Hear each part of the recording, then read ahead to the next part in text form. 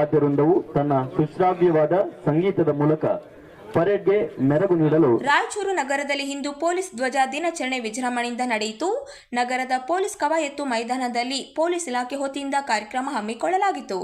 ಗುರುವಾರ ನಡೆದ ಈ ಕಾರ್ಯಕ್ರಮದಲ್ಲಿ ನಿವೃತ್ತ ಆರಕ್ಷಕ ಉಪನಿರೀಕ್ಷಕರಾದ ಬಸವರಾಜ ಮುಖ್ಯ ಅತಿಥಿಯಾಗಿ ಭಾಗವಹಿಸಿ ಮಾತನಾಡಿದರು. ಪೊಲೀಸರು ಕರ್ತವ್ಯ ನಿರ್ವಹಿಸುವ ಎಲ್ಲೆಡೆ ಪೊಲೀಸ್ ಧ್ವಜದ ಗೌರವ ಕಾಪಾಡುವುದು ಅತ್ಯಂತ ಮುಖ್ಯ ಎಂದರು. ಪೊಲೀಸ್ ಕೆಲಸ ಸುಲಭವಲ್ಲ. ಬಿಸಿಲು ಮಳೆ ಎನ್ನದೇ 24 ಗಂಟೆ ಕರ್ತವ್ಯದಲ್ಲಿರಬೇಕು. ಸಾರ್ವಜನಿಕರ ರಕ್ಷಣೆಗಾಗಿ ಕುಟುಂಬದಿಂದ ದೂರವಿರಬೇಕಾಗುತ್ತದೆ. 1965ರ ಏಪ್ರಿಲ್ 2ರಂದು ಕರ್ನಾಟಕದಲ್ಲಿ ಪೊಲೀಸ್ ಪಡೆ ರಚನೆಯಾದ ನೆನಪಿಗಾಗಿ ಈ ದಿನವನ್ನು ಪ್ರತಿ ವರ್ಷ ರಾಜ್ಯದ ಎಲ್ಲ ಜಿಲ್ಲಾ ಕೇಂದ್ರಗಳಲ್ಲಿ ಆಚರಿಸಲಾಗುತ್ತಿದೆ. ಪೊಲೀಸ್ ಧ್ವಜವು ಶಿಸ್ತು, ಕರ್ತವ್ಯ ನಿಷ್ಠೆ ಹಾಗೂ ಕಾನೂನು ಪಾಲನೆಯ ಸಂಕೇತವಾಗಿದೆ. ಜಿಲ್ಲಾ ಪೊಲೀಸ್ ಪರಿಶಿಷ್ಟಾಧಿಕಾರಿ ಅರ್ನಂಗ್ಲುಶಿಗಿರಿ ಮಾತನಾಡಿ, ಪೊಲೀಸ್ ಸಿಬ್ಬಂದಿ 24 ಗಂಟೆ ಸೇವೆಯಲ್ಲಿ ನಿರತರಾಗಿದ್ದು ಸಾರ್ವಜನಿಕರ ಸುರಕ್ಷತೆಗೆ ಶ್ರಮಿಸುತ್ತಿದ್ದಾರೆ ಎಂದರು. ಮಾನ್ಯ ಮುಖ್ಯ ಅತಿಥಿಗಳಿಂದ ಅನುಮತಿ ಪಡೆದ ನಡೆಸುತ್ತಿದ್ದಾರೆ.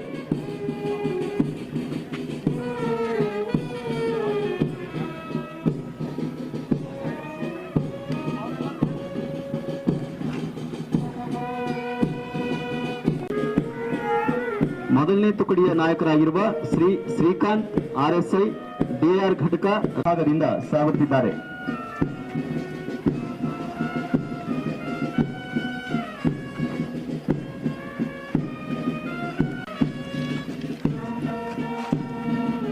ಶಿಸ್ತುಬದ್ಧವಾದ ನಡಿಗೆಯ ಮೂಲಕ ವಿಧಾನ ನಡಿಗೆ.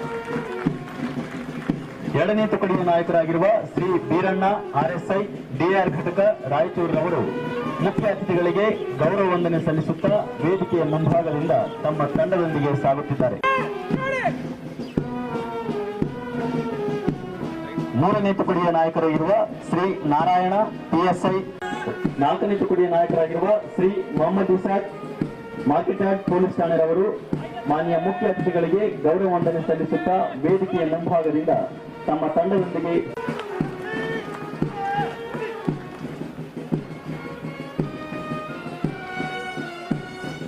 ಐದನೇ ತುಕಡಿಯ ನಾಯಕರಾಗಿರುವ ಶ್ರೀ ಅಜ್ಮೀರ್ PS ಶೀಘ್ರದೊಂದಿಗೆಯ ಪರೇಡ್ ಪ್ರಾರಂಭಿಸಲು ಪರೇಡ್ ಕಮಾಂಡರ್ ಅವರು ಆದೇಶಿಸಲಿದ್ದಾರೆ.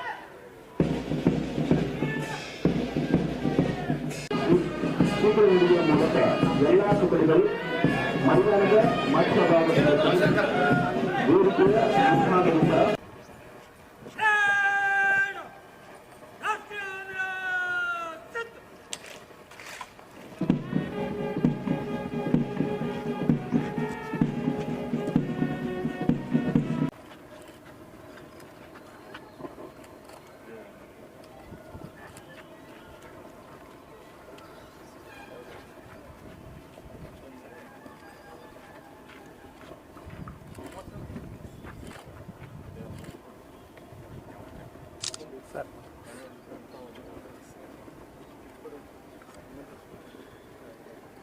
ಅಡ್ಡಾದರೆ ಏನಂತ ತೆಗಿಬೋದು ಅದರ್ಲಿಂಗ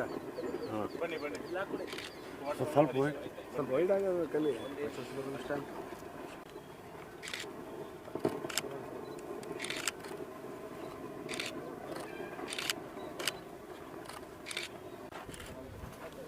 ಅದೇ ಹಂಗೆ ಓದ್ತಿರಲ್ಲ ಮುಂದಕ್ಕೆ ರೆಕಾರ್ಡಿಂಗ್.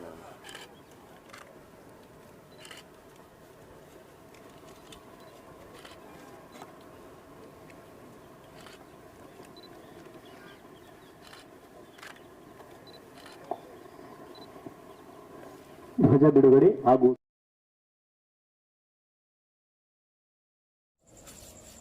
ಮುಂದೆ ಬಾ ಮಲೆ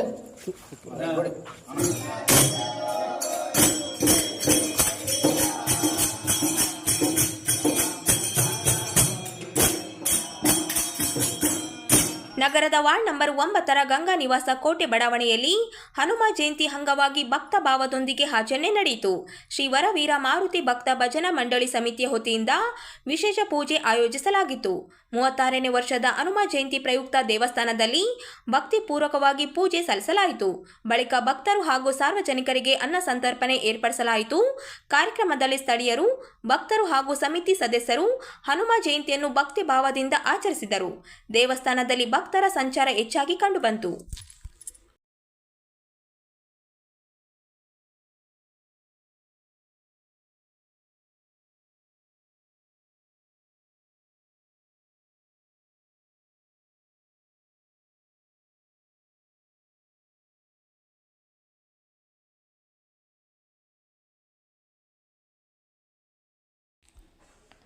ಕೇಂದ್ರ ಹಾಗೂ ರಾಜ್ಯ ಸರ್ಕಾರಗಳು ಕೈಗಾರಿಕೆಗಳ ಸ್ಥಾಪನೆಗೆ ಸಂಪೂರ್ಣ ಸಹಕಾರ ನೀಡುತ್ತಿದ್ದು, ಸ್ಥಳೀಯ ಉದ್ಯಮಿಗಳು ಕೈಗಾರಿಕೆ ಸ್ಥಾಪನೆಗೆ ಮುಂದೆ ಬರಬೇಕು ಎಂದು ಸಣ್ಣ ನೀರಾವರಿ ವಿಜ್ಞಾನ ಮತ್ತು ತಂತ್ರಜ್ಞಾನ ಸಚಿವ ಎನ್ಎಸ್ ಬೋಸರಾಜು ತಿಳಿಸಿದ್ದಾರೆ. ನಗರದ ಕೃಷಿ ವಿಶ್ವವಿದ್ಯಾಲಯದ ಜಗಜ್ಯೋತಿ ಬಸವೇಶ್ವರ ಪ್ರೇಕ್ಷಾಗೃಹದಲ್ಲಿ ನಡೆದ ತೇಜಸ್ ಕಾರ್ಯಾಗಾರಕ್ಕೆ ಚಾಲನೆ ನೀಡಿ ಅವರು ಮಾತನಾಡಿದರು. ರಾಯಚೂರು ಜಿಲ್ಲೆಯಲ್ಲಿ ಕೈಗಾರಿಕಾ ಅಭಿವೃದ್ಧಿಗೆ ಅಗತ್ಯವಾದ ನದಿ, ವಿದ್ಯುತ್, ಹತ್ತಿ, ಭತ್ತ ಸೇರಿದಂತೆ ಸಮೃದ್ಧ ಸಂಪನ್ಮೂಲಗಳಿದ್ದರೂ ಉದ್ಯಮಿಗಳು ಮುಂದೆ ಬರುತ್ತಿಲ್ಲ ಎಂದು ವಿಷಾದ ವ್ಯಕ್ತಪಡಿಸಿದರು. ಜಿಲ್ಲೆಯಲ್ಲಿ ದೇಶದಲ್ಲೇ ಮೊದಲ ಬಾರಿಗೆ ಈ ಕಾರ್ಯಾಗಾರ ಹಮ್ಮಿಕೊಳ್ಳಲಾಗಿದ್ದು, ತಾಲೂಕು ಮಟ್ಟದಲ್ಲಿಯೂ ಇಂತಹ ಕಾರ್ಯಕ್ರಮಗಳನ್ನು ನಡೆಸಿ ಉದ್ಯಮಗಳಿಗೆ ಮಾರ್ಗದರ್ಶನ ನೀಡಬೇಕು ಎಂದು ಹೇಳಿದರು. ಕೃಷಿ ಆಧಾರಿತ ಕೈಗಾರಿಕೆಗಳ ಸ್ಥಾಪನೆಗೆ ಹೆಚ್ಚಿನ ಅವಕಾಶಗಳಿವೆ ಎಂದು ತಿಳಿಸಿದರು. ಜಿಲ್ಲಾಧಿಕಾರಿ ನಿತೀಶ್ ಕೆ ಮಾತನಾಡಿ, ಸ್ಟಾರ್ಟ್ ಅಪ್ ತರಬೇತಿ ಪಡೆಯಲು ನಗರಗಳಿಗೆ ಹೋಗಬೇಕಾದ ಅಗತ್ಯವಿಲ್ಲ, ರಾಯಚೂರಲ್ಲೇ ಉಚಿತವಾಗಿ ತರಬೇತಿ ನೀಡಲಾಗುತ್ತಿದೆ ಎಂದು ಹೇಳಿದರು. ವಿದ್ಯಾರ್ಥಿಗಳು ಸ್ವಂತ ಉದ್ಯಮ ಆರಂಭಿಸುವತ್ತ ಗಮನ ಹರಿಸಬೇಕೆಂದು ಸಲಹೆ ನೀಡಿದರು.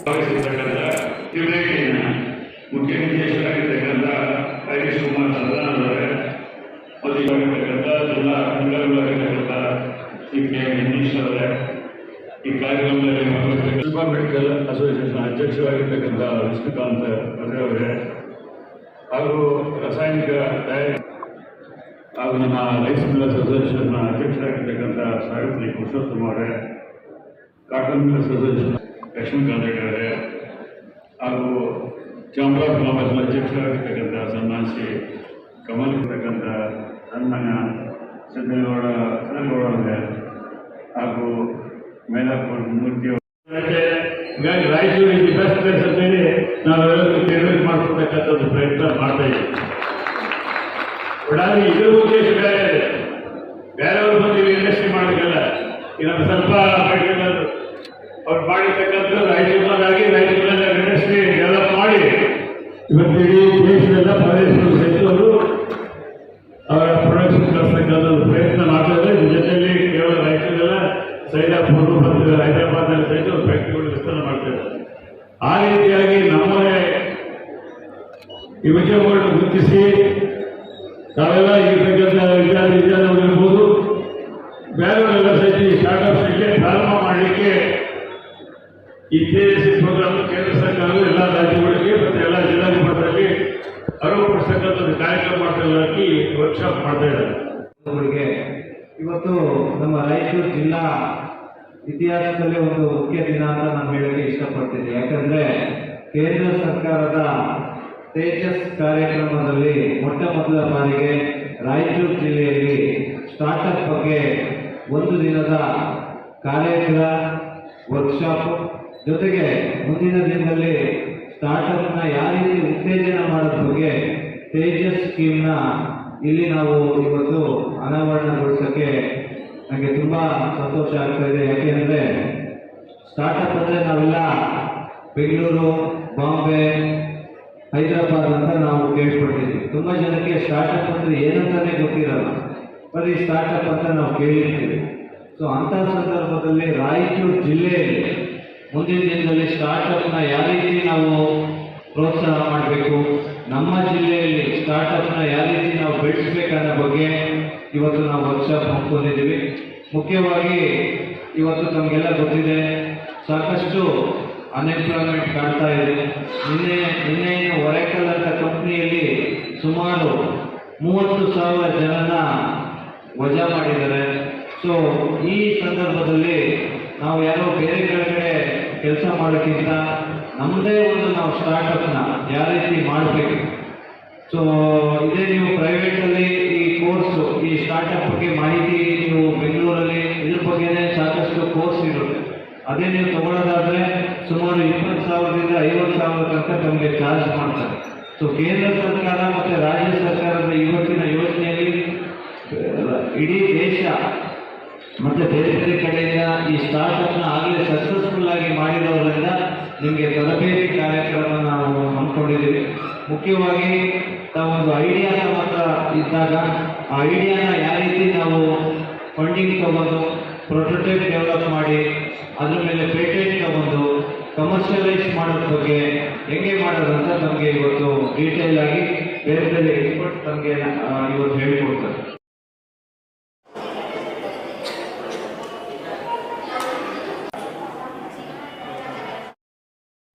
ರಾಯಚೂರು ನಗರದ ಉದಯನಗರದಲ್ಲಿರುವ ಸಾಯಿ ಮಂದಿರದಲ್ಲಿ ಇಂದು ಗುರುವಾರ ಮಧ್ಯಾಹ್ನ 1 ಗಂಟೆಗೆ ಡಿಕೆ ಶಿವಕುಮಾರ್ ಅಭಿಮಾನಿ ಬಳಗದ ವತಿಯಿಂದ ವಿಶೇಷ ಪೂಜೆ ನಡೆಯಿತು. ಈ ಪೂಜೆಯಲ್ಲಿ ಕಾಂಗ್ರೆಸ್ ಜಿಲ್ಲಾ ಜಂಟಿ ಕಾರ್ಯದರ್ಶಿ ಮಹಮ್ಮದ್ ರಿಯಾಜ್ ಸೇರಿದಂತೆ ಹಲವರು ಭಾಗವಹಿಸಿದರು. ಈ ಬಾರಿ ಡಿಕೆ ಶಿವಕುಮಾರ್ ಅವರು ಮುಖ್ಯಮಂತ್ರಿಯಾಗಬೇಕು ಎಂಬುದು ನಮ್ಮ ಆಶಯ. ಅದಕ್ಕಾಗಿ ದೇವರಲ್ಲಿ ಪ್ರಾರ್ಥನೆ ಸಲ್ಲಿಸಿದ್ದೇವೆ.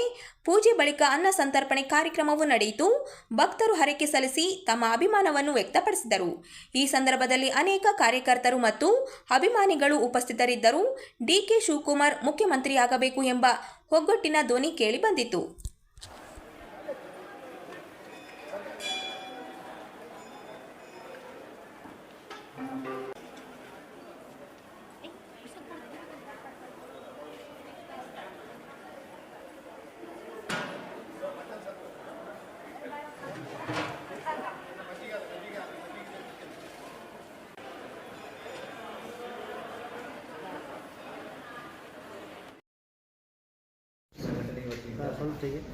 ಜಮಾಅತ್ ಎ ಇಸ್ಲಾಮಿ ಹಿಂದೂ ವತಿಯಿಂದ ಏಪ್ರಿಲ್ 4ರಂದು ಈದ್ ಸೌಹಾರ್ದ ಕೂಟವನ್ನು ಆಯೋಜಿಸಲಾಗಿದೆ ಎಂದು ಸಂಘಟನೆ ಮುಖಂಡ ಸಲೀಂ ಪಾಷಾ ತಿಳಿಸಿದ್ದಾರೆ. ನಗರದ ಪತ್ರಿಕಾ ಭವನದಲ್ಲಿ ನಡೆದ ಸುದ್ದಿಗೋಷ್ಠಿಯಲ್ಲಿ ಮಾತನಾಡಿದ ಅವರು, ಈದ್ ಹಬ್ಬದ ಅಂಗವಾಗಿ ಸಮಾಜದಲ್ಲಿ ಸಹೋದರತ್ವ, ಏಕತೆ ಮತ್ತು ಸೌಹಾರ್ದತೆಯನ್ನು ಬಲಪಡಿಸುವ ಉದ್ದೇಶದಿಂದ ಈ ಕಾರ್ಯಕ್ರಮವನ್ನು ಹಮ್ಮಿಕೊಳ್ಳಲಾಗಿದೆ ಎಂದು ಹೇಳಿದರು. ಕಾರ್ಯಕ್ರಮಕ್ಕೆ ಕಿಲೆ ಬೃಹನ್ಮತ ಸಂಸ್ಥಾನ ಮಠದ ಶ್ರೀ ಶಾಂತಮಲ ಶಿವಾಚಾರ್ಯ ಮಹಾಸ್ವಾಮಿಗಳು ದಿವ್ಯ ಸಾನ್ನಿಧ್ಯ ವಹಿಸಲಿದ್ದಾರೆ. ಮೆಥೋಡಿಸ್ಟ್ ಚರ್ಚಿನ ವ್ಯವಸ್ಥಾಪಕರಾದ ರೆವರೆಂಡ್ ಆರ್ ಸಮೇಲ್ ಸಹ ಭಾಗವಹಿಸಲಿದ್ದಾರೆ. ಮುಖ್ಯ ಅತಿಥಿಗಳಾಗಿ ಸಚಿವರಾದ ಎನ್ಎಸ್ ಬೋಸರಾಜು, ಸಂಸದರಾದ ಜಿ ಕುಮಾರ್ ನಾಯಕ್, ನಗರ ಶಾಸಕರಾದ ಡಾಕ್ಟರ್ ಶಿವರಾಜ್ ಪಟೇಲ್ ಸೇರಿದಂತೆ ಮಹಮ್ಮದ್ ಶಾಲಂ, ಸಜಿ ಸಮೀರ್, ನಾಗನಗೌಡ ಹರವಿ, ಬಹಿರುದ್ದೀನ್, ಕೆ ಅಸ್ಲಾಂ ಪಾಷಾ ಹಾಗೂ ರಜಕ್ ಉಸ್ತಾದ್ ಭಾಗವಹಿಸಲಿದ್ದಾರೆ. ಕಾರ್ಯಕ್ರಮದಲ್ಲಿ ಅಮಿತ್ ಖಾನ್ ಮುಖ್ಯ ಭಾಷಣಕಾರರಾಗಿ ಮಾತನಾಡಲಿದ್ದು, ಜಮಾಅತ್ ಎ ಇಸ್ಲಾಮಿ ಹಿಂದೂ ಅಧ್ಯಕ್ಷರಾದ ಮೊಹಮ್ಮದ್ ಇಸ್ಲಾಮಿ ಕಾರ್ಯಕ್ರಮದ ಅಧ್ಯಕ್ಷತೆ ವಹಿಸಲಿದ್ದಾರೆ. ಜಮಾತ್ ಇಸ್ಲಾಮಿ ರಾಯಚೂರು ಸಂಘಟನೆ ವತಿಯಿಂದ ಮೊನ್ನೆ ತಾನೇ ರಂಜಾನ್ ಹಬ್ಬ ಸಂಭ್ರಮದಿಂದ ಆಚರಣೆ ಮಾಡಲಾಗಿದೆ. ಆ ರಂಜಾನ್ ಹಬ್ಬದ ಸಂತೋಷವನ್ನು ಎಲ್ಲರೊಂದಿಗೆ ಹಂಚಿಕೊಳ್ಳಲಿಕ್ಕಾಗಿ ನಮ್ಮ ಸಂಘಟನೆ ದಿನಾಂಕ 4ನೇ ತಾರೀಕು ಶನಿವಾರ ಸಾಯಂಕಾಲ 7:30 ಗಂಟೆಗೆ ನಗರದ ವೀರಶೈವ ಮಹಾಂತೇಶ ಕಲ್ಯಾಣ ಮಂಟಪದಲ್ಲಿ ಈದ್ ಸೌಹಾರ್ದ ಕೂಟ ಕಾರ್ಯಕ್ರಮವನ್ನು ಹಮ್ಮಿಕೊಂಡಿದೆ. ಈ ಕಾರ್ಯಕ್ರಮದಲ್ಲಿ ಗೌರವಾನ್ವಿತ ಶ್ರೀ ಶಾಂತಮಲ್ಲ ಶಿವಾಚಾರ್ಯ ಮಹಾಸ್ವಾಮಿಗಳು 108,000 ದೇವರುಗಳ ಸಂಸ್ಥಾನ ಕಿಲ್ಲೆ ಬ್ರಹ್ಮಮಠ ಅವರ ಸಾನ್ನಿಧ್ಯದಲ್ಲಿ ಹಾಗೂ ರೆವರೆಂಡ್ ಆರ್ ಸಾಮ್ವೆಲ್ ಮೆಥೋಡಿಸ್ಟ್ ಫಾದರ್, ಅದೇ ರೀತಿ ಸನ್ಮಾನ್ಯ ಶ್ರೀ ಎನ್.ಎಸ್. ಬೋಸರಾಜು ಮಂತ್ರಿಗಳು ಹಾಗೂ ಜಿ ಕುಮಾರ್ ನಾಯಕ್ ಸರ್ ಅವರು ಲೋಕಸಭಾ ಸದಸ್ಯರು ಮತ್ತು MLA doctor Shivraj Patil sir ಅವರು, ಅದೇ ರೀತಿ ಮೊಹಮ್ಮದ್ ಶಾಲಂ ಸಾಹಬ್ ಕಾಂಗ್ರೆಸ್ ಮುಖಂಡರು, ಶ್ರೀ ನಾಡಗೌಡ ಹರ್ವಿ ಗೌರವಾಧ್ಯಕ್ಷರು ಬಸವ ಕೇಂದ್ರ ರಾಯಚೂರು, ಡಾಕ್ಟರ್ ರಜಾಕ್ ಉಸ್ತಾದ್ ಕಾಂಗ್ರೆಸ್ ವಕ್ತಾರರು ಹಾಗೂ ಜನಾಬ್ ಬಶೀರುದ್ದೀನ್ ಸಾಹಬ್ ಮಾಜಿ ಜಿಲ್ಲಾ ಪಂಚಾಯತ್ ಸದಸ್ಯರು, ಡಾಕ್ಟರ್ ಜೆ ಸಾಜಿದ್ ಸಮೀರ್ ಉಪಮಹಾಪೌರರು ರಾಯಚೂರು, ಜನಾಬ್ ಕೆ ಅಸ್ಲಂ ಪಾಷಾ ಮಾಜಿ ಜಿಲ್ಲಾ ಪಂಚಾಯತ್ ಸದಸ್ಯರು, ಜನಾಬ್ ಹಾಮಿದ್ ಮೊಹಮ್ಮದ್ ಖಾನ್ ಕೇಂದ್ರೀಯ ಸಲಹಾ ಸಮಿತಿ ರಾಷ್ಟ್ರೀಯ ಕಾರ್ಯದರ್ಶಿಗಳು ಜಮಾತ್ ಇಸ್ಲಾಮಿ ದೆಹಲಿ ಹಾಗೂ ಮೊಹಮ್ಮದ್ ಕುನ್ಹಿ ರಾಜ್ಯ ಕಾರ್ಯದರ್ಶಿಗಳು ಜಮಾತ್ ಇಸ್ಲಾಮಿ ಹಿಂದ್, ಇವರನ್ನೆಲ್ಲ ಸೇರಿಸಿ ಸಾರ್ವಜನಿಕರೊಂದಿಗೆ ಈ ಹಬ್ಬದ ಸಂದೇಶವನ್ನು ಸಾರ್ವತ್ರಿಕಪಡಿಸಲಿಕ್ಕಾಗಿ ನಗರದಲ್ಲಿ ಭ್ರಾತೃತ್ವ ಭಾವನೆಯನ್ನು ಉಂಟು ಮಾಡಲಿಕ್ಕಾಗಿ ಪರಸ್ಪರ ಪ್ರೀತಿ ಸಹೋದರತ್ವದ ಹಣಕ್ಕಾಗಿ ಪತ್ರ ಬರೆದು ಸರ್ಕಾರದ ಹಣ ದುರುಪಯೋಗ ಮಾಡಿಕೊಳ್ಳುವುದು ಅಭ್ಯಾಸ ಮಾಡಿಕೊಂಡಿದ್ದಾರೆ. ಸಮಾಜದ ಜನಸಾಮಾನ್ಯರಿಗೆ ಸರ್ಕಾರದ ಅನುದಾನ ಸರಿಯಾಗಿ ಬಳಕೆಯಾಗುತ್ತಿಲ್ಲ. ಸರ್ಕಾರ ಇನ್ನು ಮೇಲೆ ಯಾವುದೇ ಅನುದಾನ ರೂಪದಲ್ಲಿ ಈ ಸಂಘಟನೆಗಳಿಗೆ ಕೊಡದೆ ನೇರವಾಗಿ ಅಲ್ಪಸಂಖ್ಯಾತರ ಇಲಾಖೆ, ಸಿಖ್ ಮತ್ತು ಕ್ರಿಶ್ಚಿಯನ್ ಸಮುದಾಯದ ಅಭಿವೃದ್ಧಿಗೆ ಪ್ರತ್ಯೇಕವಾಗಿ ಅನುದಾನ ಬಿಡುಗಡೆ ಮಾಡಿದಂತೆ ನಮ್ಮ ನದಾಫ್ ಪಂಜಾಬ್ ಸಮುದಾಯದ ಅಭಿವೃದ್ಧಿ ನಿಗಮಕ್ಕೆ ಅನುದಾನ ಬಿಡುಗಡೆ ಮಾಡಬೇಕೆಂದು ತಮ್ಮ ಮಾಧ್ಯಮಗಳ ಮೂಲಕ ಸರ್ಕಾರಕ್ಕೆ ಮನವಿ ಮಾಡಿಕೊಳ್ಳುತ್ತೇನೆ.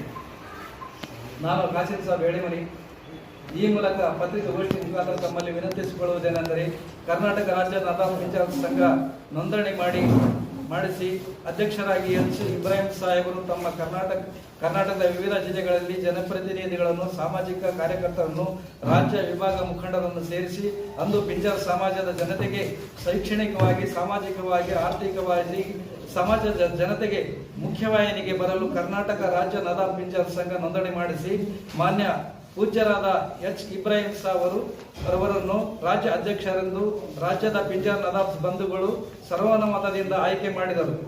ರಾಜ್ಯ ಅಧ್ಯಕ್ಷರ ಬಳಿಕ ಹಾಜಿ ಇಬ್ರಾಹಿಂ ಸಾಹೇಬರು ಅಂದು ಸಮಾಜದ ಏಳಿಗೆಗಾಗಿ ಹೋರಾಟ ಮುಖಾಂತರ ಸರ್ಕಾರಕ್ಕೆ ಹಲವಾರು ಮನವಿ ಮತ್ತು ಹೋರಾಟದ ಎಚ್ಚರಿಕೆ ನೀಡಿದ ಬಳಿಕ ಸರ್ಕಾರ ಪಿಂಜಾರ್ ಸಮಾಜವನ್ನು ಶೈಕ್ಷಣಿಕವಾಗಿ ಸರ್ಕಾರದ ವಿವಿಧ ಸೌಲಭ್ಯಗಳಾಗಿ ಪ್ರವರ್ಗ 1ರಲ್ಲಿ ಸೇರ್ಪಡೆ ಆಯಿತು. ನಂತರ ದಿನಗಳ